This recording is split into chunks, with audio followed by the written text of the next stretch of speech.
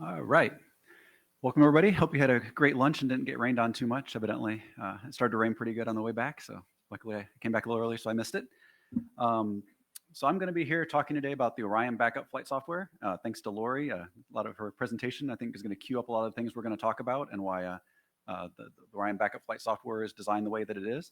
And, uh, and also going to turn things a little bit on the head. I guess I misunderstood the competition for title length. I was going for shortest title. Um, so I think I should still get a prize, but we're here to talk about the Orion backup flight software. So, and to turn one more thing on the head, I've got some prizes here in order for people. So make sure you pay attention and are ready to participate at the end of the presentation. So you can go home with some BFS swag. All right, so just to give you guys some background, what I'm going to be talking about in the presentation, I'll start out with background on the Artemis mission series itself, what that stands for, what it means, and then talk about some of the differences between the primary and backup flight software on Orion. And then we've already had a lot of talks. I think people probably pretty familiar with the CFS. So I'll have a background slide on there, but I'll probably skip that pretty quick.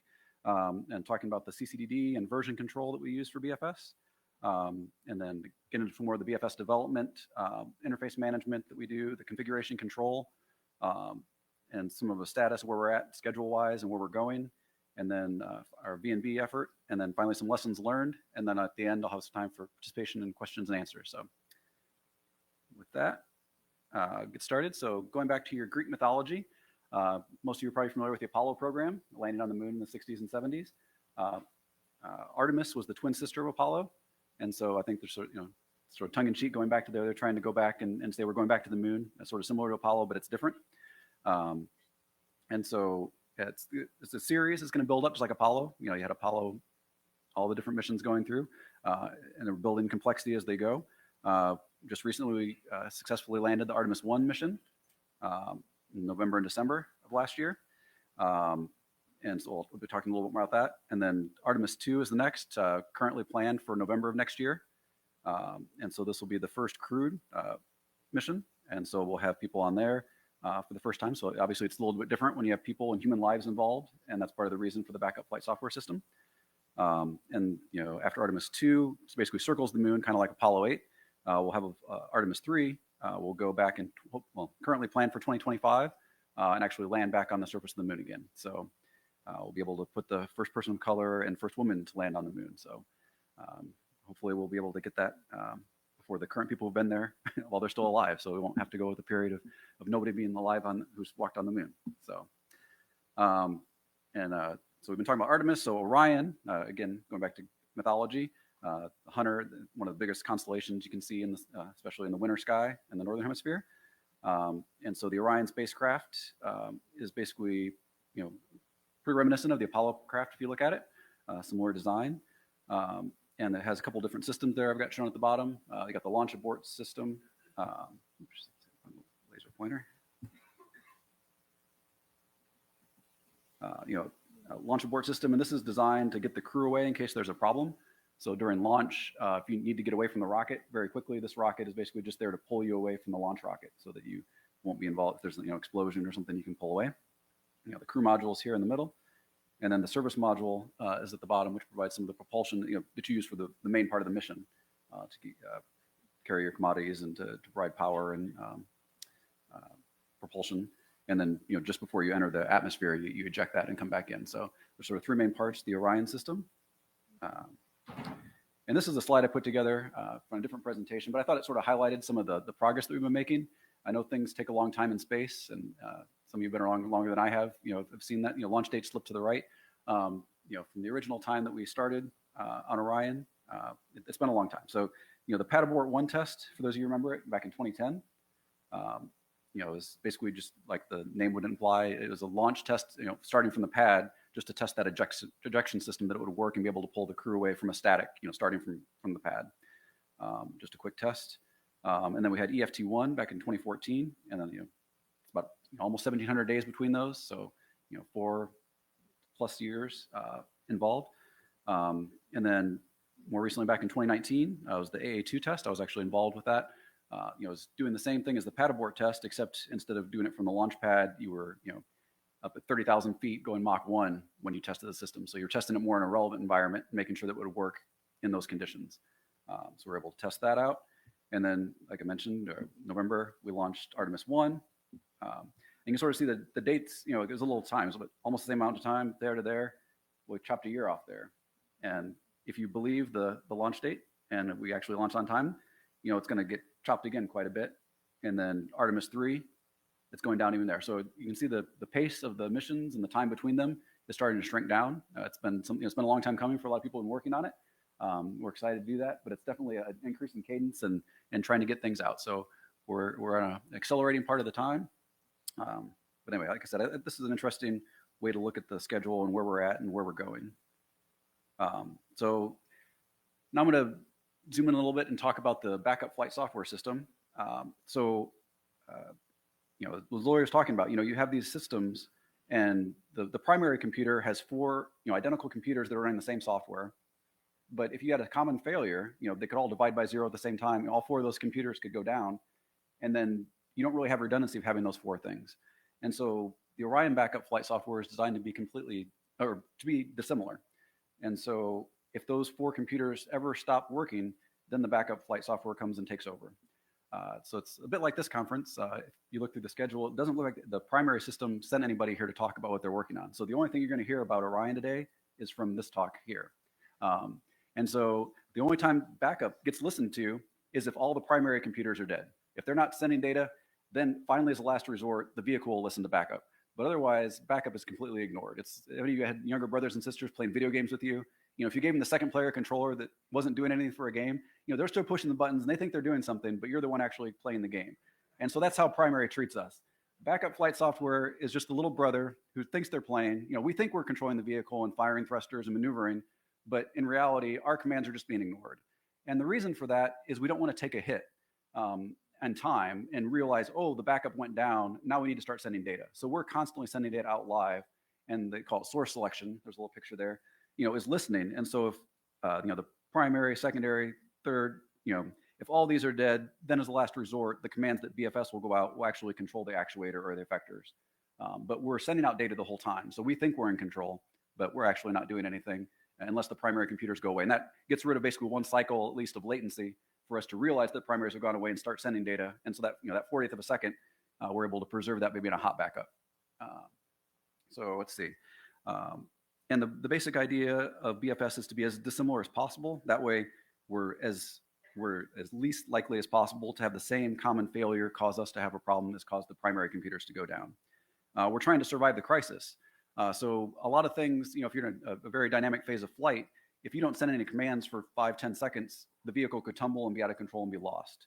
There are other phases of flight where if you happen to lose stuff for a minute or two, it's not necessarily as critical. So your time to criticality or the time that it takes before you lose the mission or the crew, varies on your phase of flight. And so BFS, we're trying to get things to survive the crisis. Give them time to reboot the primary computers. 3 hours is sort of our reference time of how long you would actually run on BFS. The design reference is not to run the entire mission on BFS and come back. It's basically survive the crisis, whatever caused it to happen. Give you a little time to diagnose it, and then restart the primary computers, and then come home on those would be the standard operating procedure for BFS.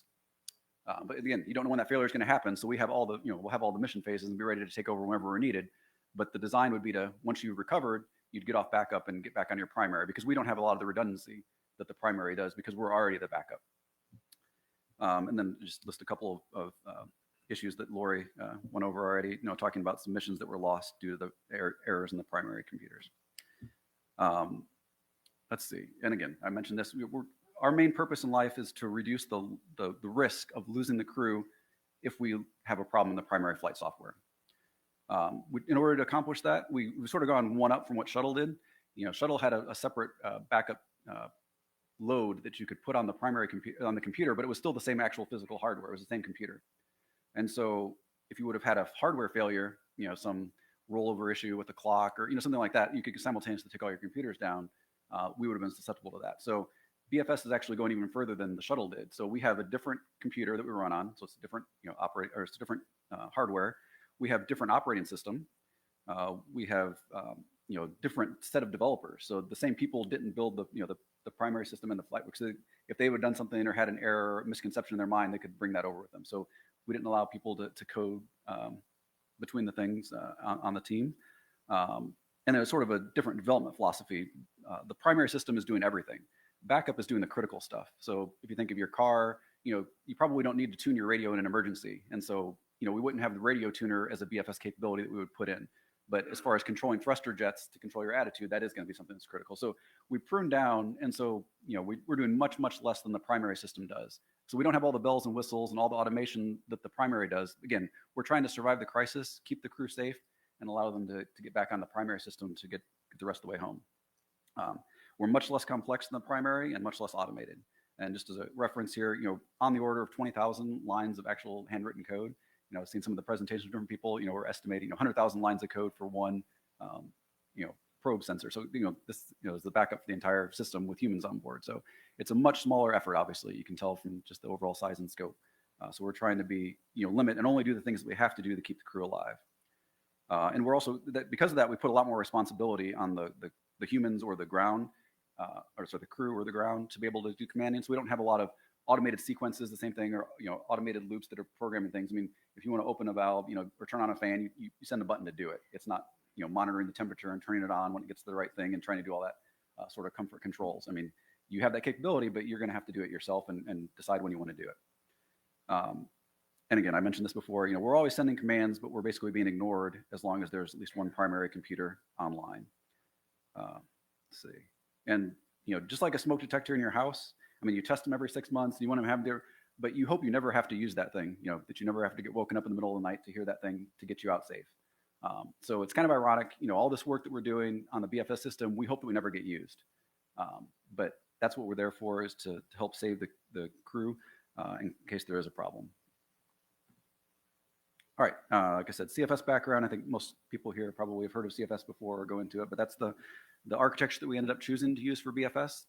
There are a lot of reasons that went into that trade study, but it's just a commonly used thing, and was used in other programs, and it was not being used on the primary, which allowed us to be dissimilar. So that was sort of the main thing. And then going along with that, every project is going to have a command and data dictionary. Some set of all the commands you can send and all the telemetry you're expecting to get back from the vehicle. And different programs have different ways of encoding their data. We ended up choosing the CFS Command and Data Dictionary utility, or CCDD. It's just a sort of a generic capability that allows us to catalog everything the vehicle can send or receive. And I have a link there in case you want to download it yourself and use that. But it's written in Java. It's freely available, and it basically allows you to easily create and modify a description of what your vehicle the commands it can receive and the telemetry it's going to send down. And we use that as sort of the authoritative source of everything that we have. And out of that, then we then have scripts that we are able to write that will generate, for instance, our header files that we use for our C programs, or some Excel configuration files that we use to load for different things. So you use that as the source and then bring everything out of that, rather than try to translate from one to the other. We just start always at the CCD and just directly produce every product that we need coming out of that. So that's helped simplify a lot of the things that we do, and I'll get into a little more details on this. Yeah, and speaking of interfaces, I mentioned that all our C++ headers are generated out of the CCDD, and then there's reports that we use, the Orion Data Services, ODS. So there's different formats that they need to describe. And so again, BFS is just one small piece of the overall Orion project. And so, tail wagging the dog kind of a thing. We don't get to dictate how things are going to be. So we sort of had to fit into the existing infrastructure that everybody else on the Orion program is using. So rather than having us try to do anything special, we just wrote scripts that would output the format that they needed that everybody else is already using. So that helps save us time and not have to worry about learning another interface. The configuration tables. Some of you might be familiar with the Boeing Starliner issue with configuration table that nearly would have cost the loss of the mission or loss of the vehicle. And so there's a big emphasis on trying to go through and not only make sure that you have the right parameter value, but also have signature, sign-offs on, a name and a person who did it and a test run that verified that this is the right thing, just so you can track all that information. And so we store all that information along with, the 6.25 or whatever value you want to store for the parameter. You also have your signatures and names and dates, so you can track why that's there and be able to trace back if you need to. So we're making sure that all of our table data is properly signed off on before it's loaded on the vehicle. And then, speaking of loading on the vehicle, once we're all done and happy, we push a button, run a script, and then we get a C++ file that has all the table values in it. So you don't have to have anybody copying and pasting or typing those numbers in, which is error prone. It comes directly from the CCDD. So we're able to get our table values that way. Telemetry packing maps, TPMs, that's what we use to downlink to the ground. And so it's sort of a Frankenstein's monster. You're always going to be constrained on how much data you can send down to the ground. And so we're picking little pieces, fingers and toes, and all the important pieces, making this one composite message and sending that down. But CFS, those lollipop diagrams, there's megabytes or gigabytes of data that are going back and forth, and you just don't have a pipe to be able to send it to the ground. So the TPMs are what we use to pick out the most important things that we want to get. But that's obviously, if any of those messages change, where you're grabbing that data from changes. And so that's a very error prone. We found that in Artemis 1. It was managed by hand. It was a very tedious process and error prone, and we did not want to repeat that. And so this is all automated now. So if we change the message format, it's still going to grab the same parameter, even if it moves in the structure that it's contained in. So it grabs all the right offsets and calculates all those offsets for us for the telemetry packing map. So that's been a great time savings for us as well. And the display packing map is sort of one better. The telemetry packing maps are based on CFS, and they're at a byte level. If you're going to copy one bit, you're going to get all 8 bits. You can't just grab it individually. But the telemetry packing maps, they actually wanted even increased resolution, so they're able to grab one bit where they need out of different places, and they're able to downlink it that way. So that's what is sent to the onboard displays. And so we had to generate those. And again, those are generated by the CCDD, and we're able to get those products generated. This is sort of a generic picture of how configuration control would work on a project. So we're following that sort of procedure. So if we have an issue or a bug is found or a feature is needed or something that needs to be done, you make a GitLab issue and then you generate a branch for it. Sort of have the software developer make the updates that are needed to do to make that or implement that feature or fix that bug. And then we have an automated CI process that's run, and that tests all of our code, make sure that it, well, first of all, that it compiles, but also that it passes all of our unit tests, and we're able to do that kind of stuff before it's even eligible to be merged into the main line. After it passes CI, then we have code reviews, which require at least 2 other people to sign off on the code and say that, yeah, this is good and ready to go. So that's part of our, again, human-rated process for our software development plan. Dictates that one person isn't allowed to make the change and approve it and put it all in. So we've got multiple people approving it before it gets in. So after we do that, we merge it into the main line, and then since we're BFS is sort of a odd stepchild kind of a project. So it's sort of a team development work between NASA and Lockheed, but then it's also part of the overall Orion program, which is a Lockheed program. And so on BFS, we're using GitLab as our source configuration, but then Perforce is used for the overall Orion program. So after we're basically happy on BFS, then we have to then push it up to Perforce and get it into the mainline Orion distribution. So sort of an extra little step there that's not normally part of a GitLab configuration, but that's because we're part of a bigger team. So sort of talking about the progress, a lot of you are familiar with the Artemis 1 mission that just came back. It was during this mission, BFS was actually only active during the last day of the mission. So it was only able to protect the vehicle during the entry phase. And again, this is a high criticality phase. When you're in the atmosphere, you can't go 2 minutes while you're waiting for your computers to reboot to come back up, because by then you'll spun out of control completely and be gone. So that was the most important time to protect. During this BFS, again, we were in control. I'm sorry, we were running. We thought we were in control. We were sending commands the whole time, but our commands were never acted upon. So we didn't actually control the vehicle, although we could have if the primaries would not have been there. So from our standpoint, it was a success. We did everything, even though we weren't actually in control. We were actually running and would have been able to take control had we been needed. So that was Artemis 1. Artemis 2, we're going to be basically controlling the whole vehicle, the whole mission. We sort of broke it up into phases. So the 2 and all these numbers are for Artemis 2. And so the 202 was basically our first release, and that was back in February of 2020. So just as the pandemic was getting started, we made some major changes to the Artemis 2 architecture that we used from Artemis 1, because we were adding more things. Because of the first one, we were only doing the entry phase. And so we had to add a lot of on-orbit modules and different things. So we had to re-architect quite a bit to account for protecting the whole mission instead of just the entry phase. And so we did some of the plumbing updates for that. And then 203, we came back and got the entry working, with the new architecture, and then also added some suit interfaces, controls, parachute, different things that are needed. So as our entry phase, and then I should say over here to the right, you can sort of see, just like the space shuttle, we sort of made little logos for our team. It's a great way to build morale and get things working together. The first one sort of looks like a chili pepper, and that was sort of call it a dare, I guess, but if we were able to deliver the 202 delivery, then the project manager at the time said that they would eat these ghost hot peppers. So you can go look at the video where they had to pay the piper for that. It was great fun.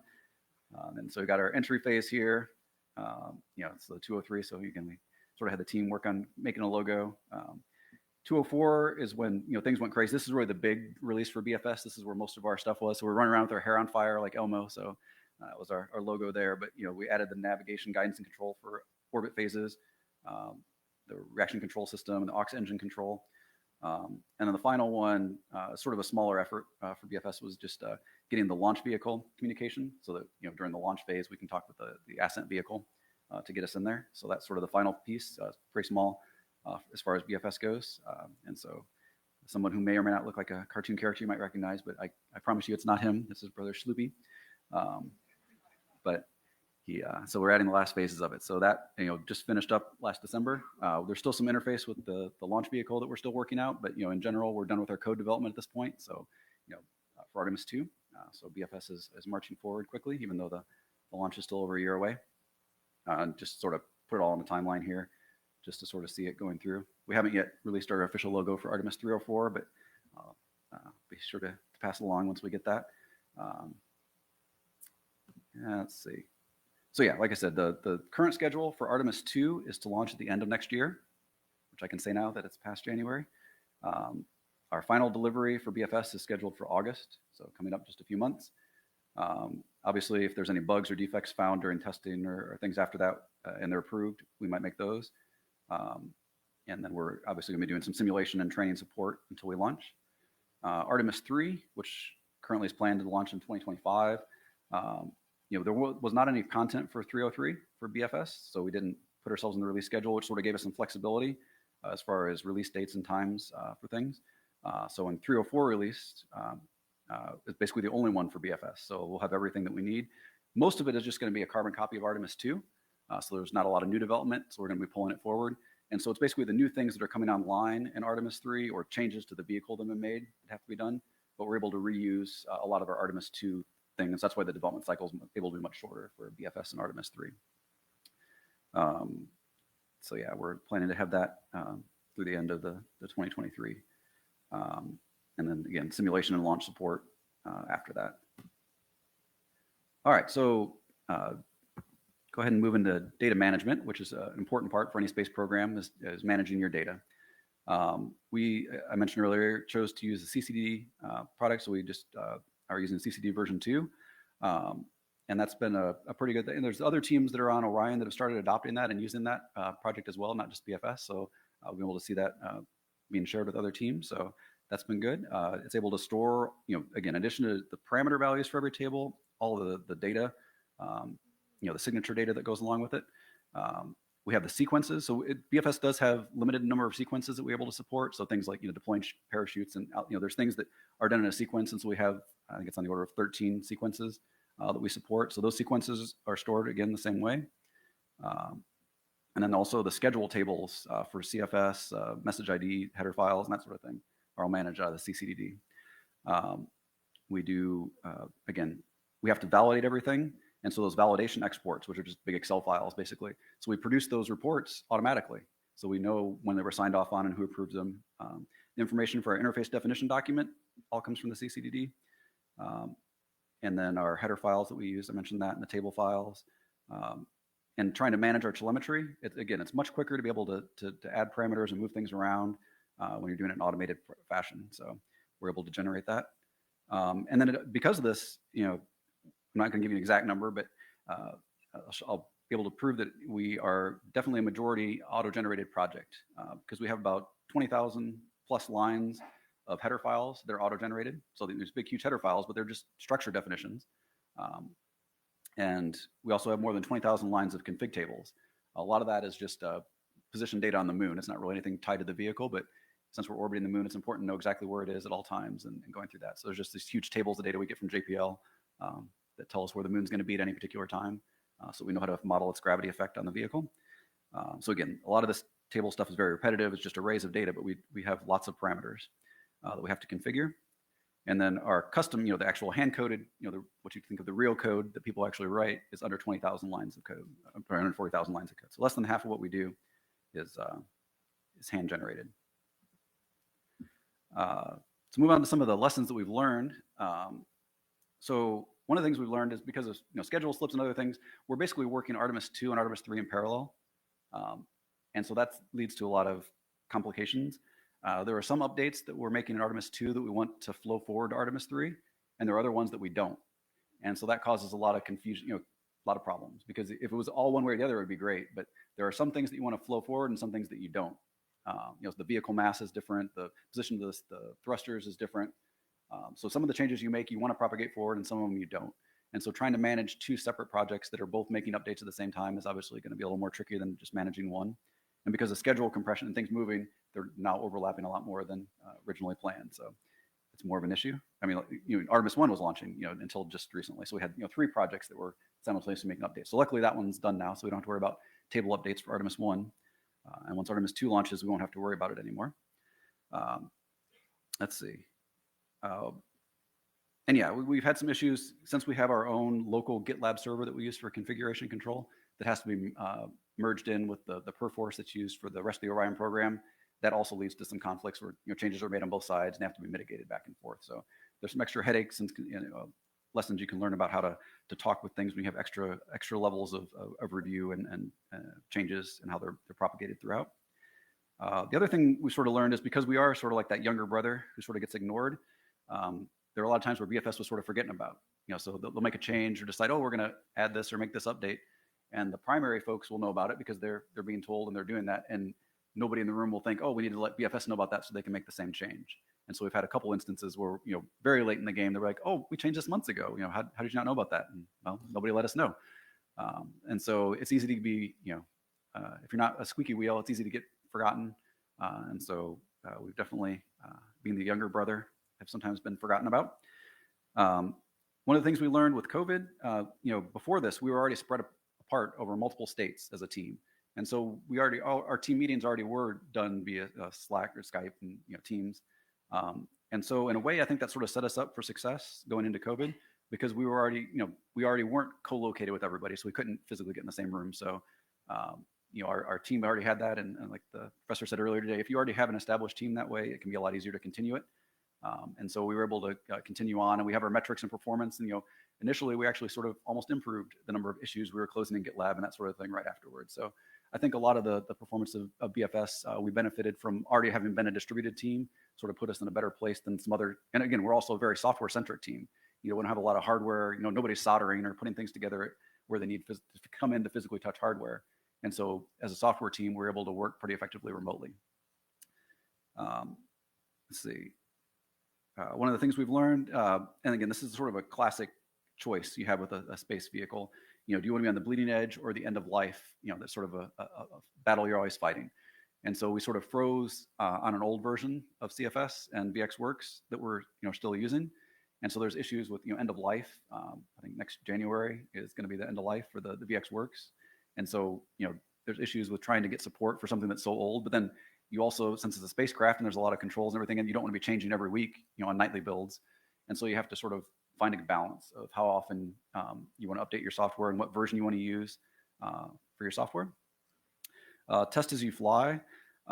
This is something we run into. Our flight processor is Big Indian, for those of you who are familiar with that terminology. And most of the stuff we use, your computer you're on right now is a Little Indian.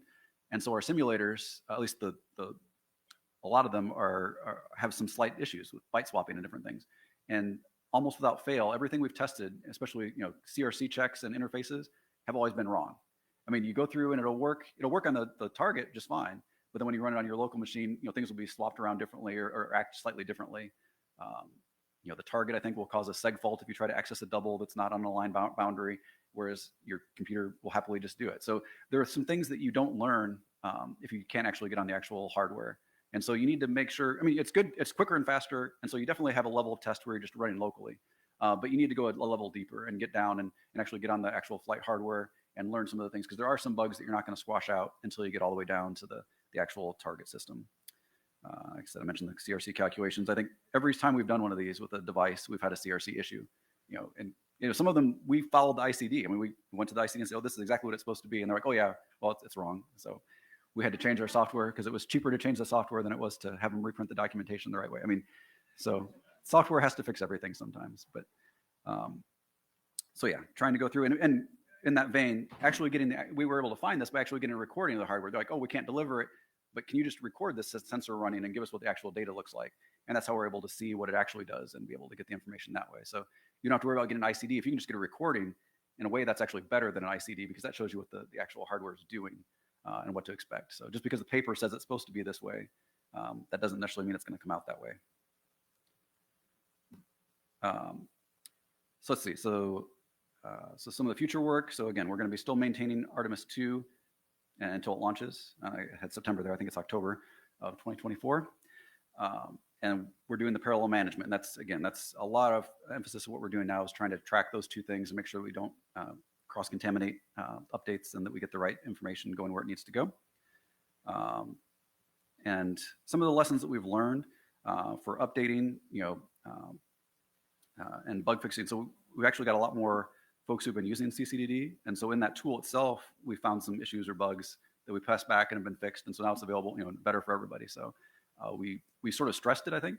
We're a much bigger program. It had a lot more, parameters and the size and everything. The size and scope of everything, I think, was very big for the Orion program. So I can't remember how many CUIs there are. There's hundreds of thousands of CUIs that are, used on Orion. And so it's just a much bigger project than a lot of people are used to working with. And so we sort of found some limitations and so been able to fix the way the interfaces, the database, SQL queries have been written to be more efficient because it wasn't an issue before, but we sort of learned that it needs to be that way. So it's made it a better tool for everybody else. So that's been good.